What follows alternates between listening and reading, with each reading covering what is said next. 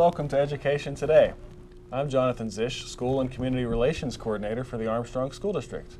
First, I'd like to thank everyone at WIUP-TV for airing this broadcast. Today we're going to talk to leaders at Lenape Technical School, which is one of 13 full-day comprehensive technical schools in the state and a true gem in Armstrong County.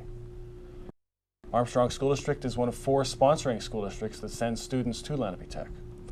On the show today, we have Todd Luke, who is Coordinator of Operations at Lenape, and Joseph Fullerton, who is a Program Development Specialist at Lenape. Todd, thank you for being on the program. You're welcome. Joseph, appreciate your time. I'd like to hear a little bit about your position, starting with Todd. Okay. As Coordinator of School Operations, my duties include everything from when the bell rings in the morning to when the dismissal bell rings at the end, and pretty much everything in between to kind of make sure the day runs smoothly. It also covers the discipline action at the school and many other duties as the day would need to be carried out. That would be my role to actually do that at the school. My primary responsibility as Program Development Specialist is to promote career awareness throughout Armstrong County. I visit students in grades 7, 8, and 10 at the moment. We're developing a 9th grade program as well in the Armstrong School District, Freeport, Apollo Ridge, and Leechburg districts as well. Well, before we get started with our discussions, we have a visual overview of Lenape's programs. Let's look at that.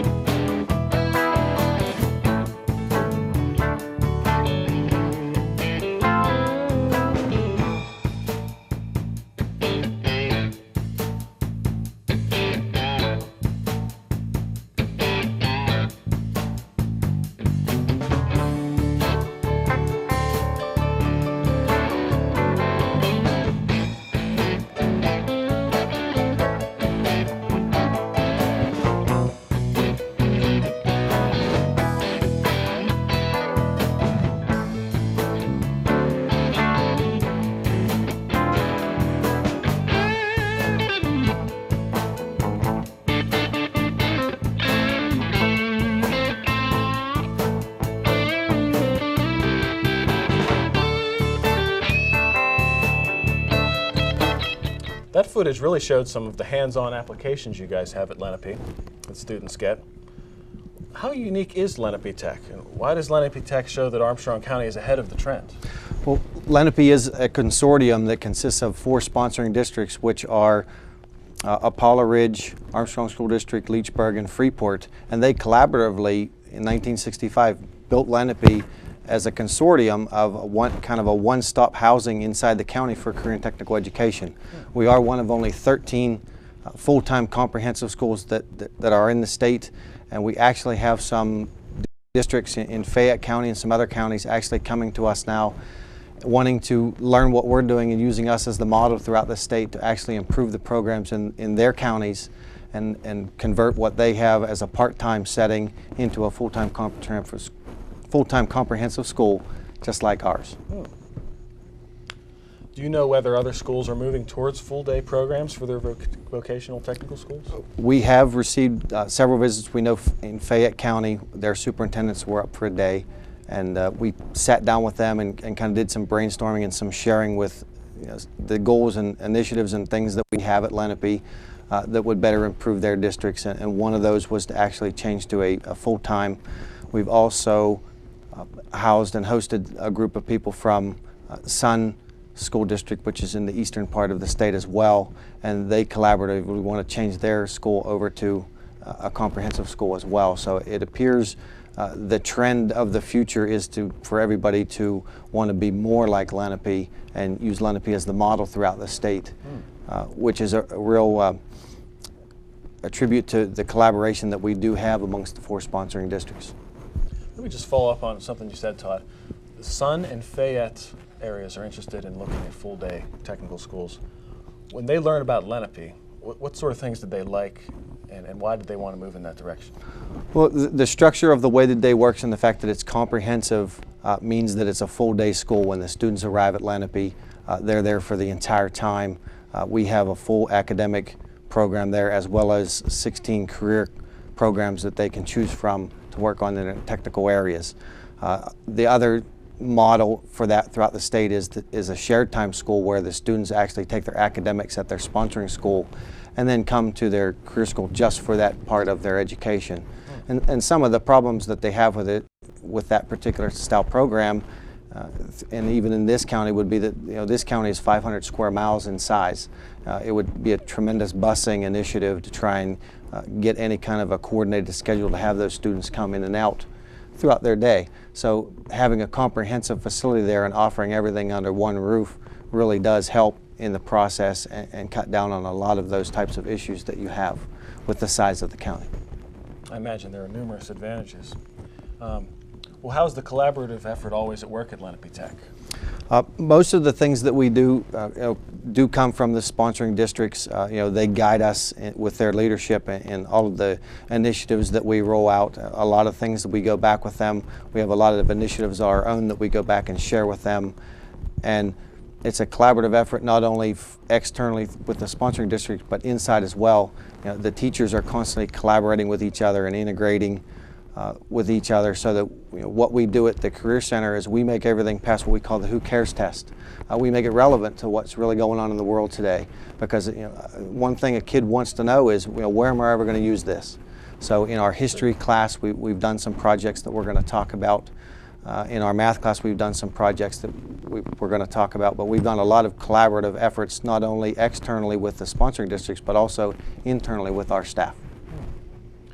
Now, there's something that I understand is called the gold collar concept. Would you please inform me about that? Yeah. There are actually, and Joe might want to elaborate on this a little bit as well, but there are really three types of workers that they talk about today. There's the traditional blue collar worker, which is the factory worker you might find in a mill or somewhere like that. And of course you have the white collar worker that actually has a professional degree, such as a doctor or a lawyer or a superintendent of schools.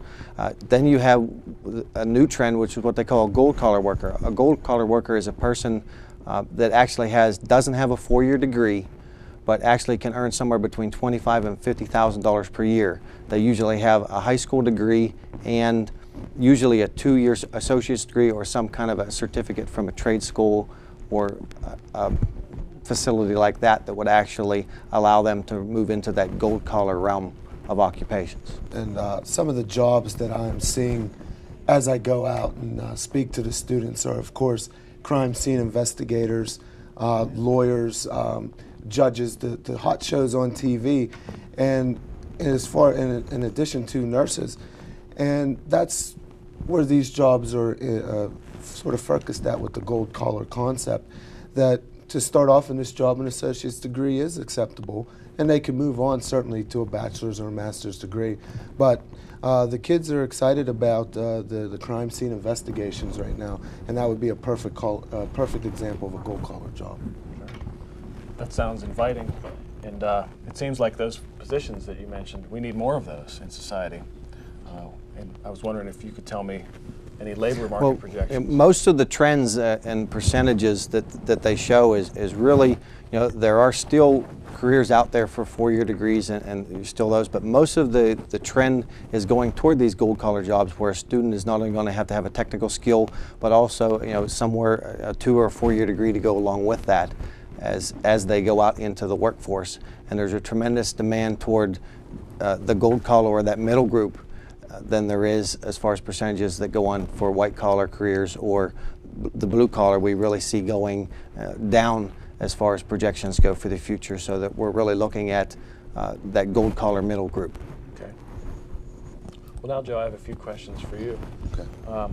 What strategies do you use for the 7th and 8th grade students to help them discover their career paths?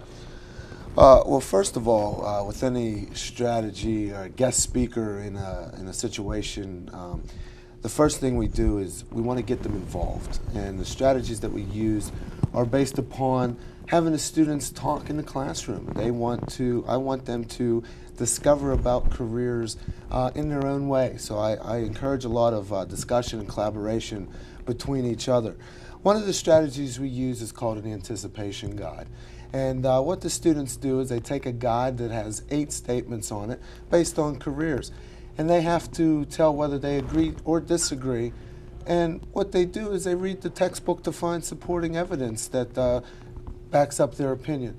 The kids come back the next day and they are not argue, but they discuss it amongst themselves. And I'm just there to prompt them, not to tell them what they should or should not do, but in effect, let them discover on their own. 8th grade, we use a pre-check, post-check list that discusses several words about careers, several different careers that they've never seen. Some examples are a belly builder and a blow-off worker. And I ask them what's the definition of those words, and then we give them a piece of text that describes them, and they play Stump the Teacher, which is a game where they have to come up with meaningful learning questions in order to stump me to see if they really understand what they've read and understand the careers that they've talked about. I'm going to try to say this. Did you say belly builder? Belly builder, yes. A belly builder actually is someone who builds pianos. And they build the inside of a piano and put the tuning boards and such on. But that's not what the kids say. The kids like to comment that a belly builder is someone who works out or someone who spends most of their day at a buffet line. But those are the ideas that they have. What was the other one you mentioned? The blow-off worker. Now, a blow-off worker is someone who, after a piece of furniture is assembled, blows off all of the dust, cleans it off, and puts the varnish on. Their definition of a blow-off worker is someone who doesn't go to their job every day. They like to be a blow-off worker, but we tell them what it is really, so we go from there. That's good. I bet you have a good connection with the kids, I can tell. And I wonder if we can look at what trends we're seeing in vo-tech education. Maybe we didn't see 10 years ago. I think what you're seeing now is the stigma of vo-tech education is going away. No longer is vo-tech education looked on as you couldn't hack it in a regular high school traditional setting.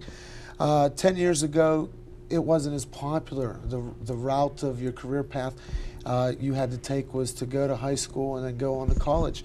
Now you're seeing kids that go to tech school, and not just at Lenape, across the state, that not only get a technical skill, but do go on to college and become teachers or become doctors or become, go into the law profession in some way, shape, or form. So you're seeing a growth in what kids want to do, or you're seeing them expand their horizons from what they did 10 years ago. And what we've also done to change that is we have a program that's initiated by the states called Tech Prep, which is a 2+2 operation where a student will go to a career center for 2 years and then go on to a post-secondary opportunity for 2 additional years and create some sort of a certificate. We actually have articulation agreements with about 14 different community colleges and universities that when a student comes to Lenape and enrolls in one of the Tech Prep programs that are there, they can actually then get their 2 years at Lenape, get their second 2 years, and it really guides toward that gold collar trend that we discussed earlier. So we do have programs in place that weren't there 10 years ago to actually meet those needs and actually work on those gold collar careers that are in the middle. I'm glad that stigma is being broken down because, in my opinion, those are some of the most important workers that society can have. If you think about all that they contribute. We sometimes hear this myth, doesn't everyone have to go to a 4-year college to get a good job? What do you guys think about that? Well, some of the jobs we mentioned when we were talking about the gold collar, a registered nurse, a criminal investigator, certainly now we would consider them good jobs and essential to our society. And clearly, while you can get a 4-year degree or you can increase, an associate's degree is perfectly acceptable to get your start in those fields. Some of the other jobs we talk about are medical laboratory technicians, surgical technologists. So you do not necessarily need a 4-year degree to get what you'll call quote unquote a good job. Well, there's something that you were telling me about called a booklet of predictions that you send home with students. What is that and why do you use it? How do they benefit? Well, this is part of every kid or every student in the county has received this booklet. It is the 2003-2004 Career Guide. And what we do is we use that in conjunction with the Anticipation Guide, the predictions. And every student, 7th grade student, gets this. They take it home. And with a 95% success rate, they bring it back with the sheet complete. And then the next day we discuss it in the class. Now what this is, it's a reference material, and I tell the kids it's not something you want to read cover to cover in one setting. talks about the 16 career clusters in Pennsylvania, some jobs in that cluster, gives you projections for the year 2010, and also some salary schedules of what you can look for in the future. So this is a great resource. That's 2003, 2004, and we have the 2004, 2005 here as well, which we hope to get out to all the 9th grade students in the county. So it's a great resource, a great tool. Parents take a look at it and often write comments on the guide that the students bring back the next day. So it really has worked out pretty well. We get these from the Pennsylvania State Department of Labor and Industry. So it's a fabulous tool that we have here. Yeah, I appreciate the innovative approach you're using there. And we're going to take a look. I believe our technical director, Dawn Swanson, is going to show us some pictures of a medieval siege machine called a trebuchet. And I was wondering if you guys would tell me in as much detail as you can how Lenape students made this machine along with 15th century fire engines and other medieval interactive machines from history. How did math, science, and reading all come into play? Okay, well, one of the things that we do when we talked about collaborative efforts earlier is, again, passing the Who Cares test. When a student's sitting in a history class and you're talking about medieval times and that particular era of time, we wanted to integrate that into the program. So we actually created a project, and I really have to give credit to Paul Manns, who was a science teacher here in Armstrong School District here at the middle school, and my son, who's actually a junior at Katanning High School right now at the senior high. He actually came home from me one day from Mr. Manns' class, and he said, "Dad," he said, "we have to build a trebuchet." And I said, "Okay, what's a trebuchet?" So we went on the internet, we did a little research, and found out what a trebuchet was. So I went into my class, and at the time I was teaching precision machining at the school and manufacturing, and I told my class, I said, "You know what," I said, "I have a great project to work on, because right now I know in history you're working on medieval times." I said, "This particular machine is called a trebuchet." And again, they all said, "What's a trebuchet?" So we did a little research with the class and talked to the history teacher, and what we decided we would do was actually build a full-scale functioning medieval time siege machine, which is what a trebuchet is. It's very similar to a catapult. It's a gravity machine that actually has a counterweight that you put the weight on there. When the weight drops, it has an arm that actually throws the object. They used to use it in medieval times to overtake castles. It's also a machine that was designed all the way back to the Da Vinci era, and they used to throw dead horses with it, and they would actually take a person that had the plague and they would throw that person inside the castle to promote disease. And it was actually the first documented biological warfare, that's actually documented in history. So we started out with the project just tying it into the history at the school because the students were learning about that area. And then Mr. Fullerton got involved because of the mathematics. And if you want to talk to him a little about the mathematics, or I can. Well, what we did is we built a whole statistics lesson out of it, talking about mean, median, and mode, measuring distance, calculating velocities. It was just a wonderful project because we tied in so many areas and could incorporate algebra into it. And the only bad part about this project is we ran out of time.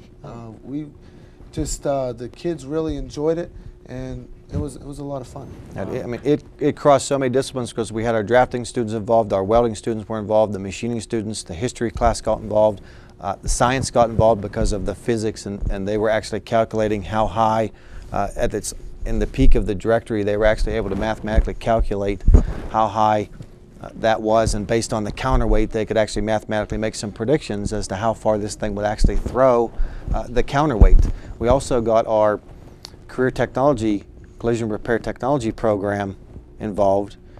They actually did some research and found the seal for King Arthur for that particular area, and they airbrushed it on the side of this. So it really crossed a lot of disciplines, and we actually did PowerPoint presentations. The 14th century Greek era, we actually made a 14th century Greek fire engine. It's about a 1/4 scale model that actually does pump water. The students made a PowerPoint to present their particular projects back to their academic instructors, and it actually created a whole discussion based on volunteer fire departments, how those work, what you need to do to be a junior firefighter, all real life things that are relevant to kids today that they're interested in. So it really crossed a whole bunch of multidisciplines and made more teachable moments about many other of current life things than we ever thought that we would have in a classroom. Sure. And when you're firing this trebuchet, I'm sure it was in a field and it was just, yeah, far away from people. Yeah, the school is located on a 38-acre site in Ford City. Most people know where it is in the county. And out back we have a relatively large field. And we started out throwing a 1-pound lead ball, and we started out with 100 pounds counterweight. Wow. And we threw it 20 times. We had a stopwatch and a rangefinder, so we measured the distance. We measured the time, so Joe could use it in math to calculate the velocity. So we threw it 20 times, and then we actually had the kids make some predictions. Okay, what do you think will happen if I change the counterweight and I make it 200 pounds? If I double the counterweight, will it throw twice as far? So every kid had to do a little research at home that night for homework, which every kid did their homework. Brought it in the next day, we took the machine back down, we doubled the size, and we got to prove to them whether or not their prediction was right or wrong. The next thing that we did was we said, okay, now we'll go to 300 pounds, make your predictions. We gathered the data, shared it with Joe's statistics class again. Then the final step of that was we want to start the whole experiment over, and now instead of a 1-pound lead ball, I want to use a 2-pound lead ball. Now tell me everything that you think will happen at all the different stages of this experiment using that 2-pound ball with all of the same counterweight. So they all ran off and they made their predictions, and again we could try it and actually show them whether or not their predictions were right or wrong. And again, we used that in mathematics. We used scatter plots, we used graphs, we actually used mean mode, medium, Microsoft Excel spreadsheets. We did a lot of math-related activities that are very relevant to today, even though it was something based in medieval times. That's a tremendous activity. Personally, I wish I could have been in that class, just to be a part of it. And, it was a lot of fun. We started out throwing water balloons because obviously for safety you really don't want to throw 2-pound lead balls around unless you're really sure what's going to happen. So we've thrown a lot of water balloons with it over the years to perfect it. Yeah. And we've learned a lot about medieval times. And if anybody's ever watched Junkyard Wars, shortly after we did that project, Junkyard Wars had an episode on where they actually had to throw turnips and cabbage. And they actually built in the junkyard, they built a very similar trebuchet, the same, very similar to what we did at our school. Amazing. Now, I wish I had more time to ask you lots of things because you've really piqued my interest in Lenape Technical School, but we have to wrap it up for today. So I would just like to thank you, Todd, for being on our show. Thank you. Thank you. Thank you for both explaining more about Lenape's programs. I would also like to thank Barb Keller, who teaches television production classes at Ford City Junior-Senior High School. Her students did an outstanding job as today's film crew. Please join us again next week for Education Today, where we look at the Armstrong School District's initiatives. Until next time, have a safe and enjoyable week.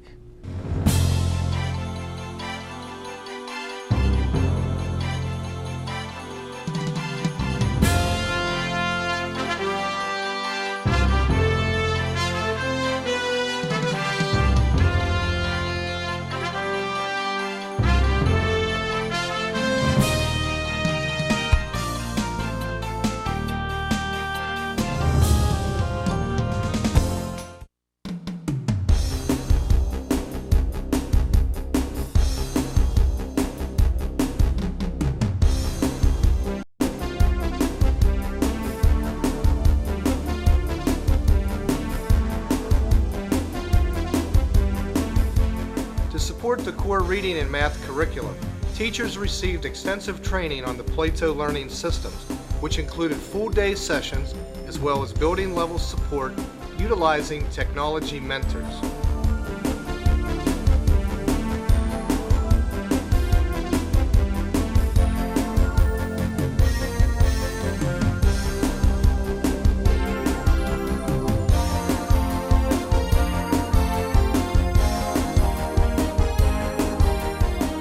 Through the Plato learning systems, teachers created specific learning pathways for students to maximize learning opportunities and began to analyze ongoing assessment information to make instructional decisions to ensure student success.